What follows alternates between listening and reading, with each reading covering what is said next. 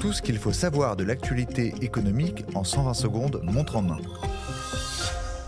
La baisse de rendement du livret A se rapproche. C'est le 1er février qu'aura lieu la prochaine révision du taux du livret d'épargne favori des Français. Pour fixer ce taux, le gouvernement prend notamment en compte l'inflation. Or, celle-ci a largement reculé par rapport à l'an dernier. Selon l'INSEE, l'inflation devrait s'établir à 1,3% sur un an pour le mois de novembre. Conséquence, le taux du livret A devrait baisser à 2,5% en février prochain, contre 3% actuellement.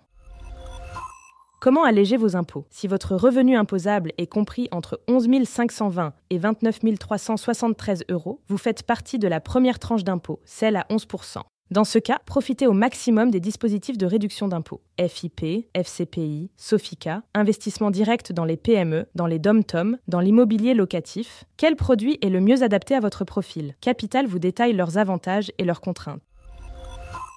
Bonne nouvelle pour les dons familiaux. Un amendement au projet de loi de finances, PLF, adopté par le Sénat, propose d'exonérer de droits de mutation les dons familiaux jusqu'à 100 000 €, à condition qu'ils financent l'achat ou la rénovation d'une résidence principale. Ce dispositif, temporaire, concernerait les dons aux enfants, petits-enfants, arrière-petits-enfants ou, à défaut, aux neveux et nièces. Reste à voir si cette mesure sera conservée dans le texte final du PLF.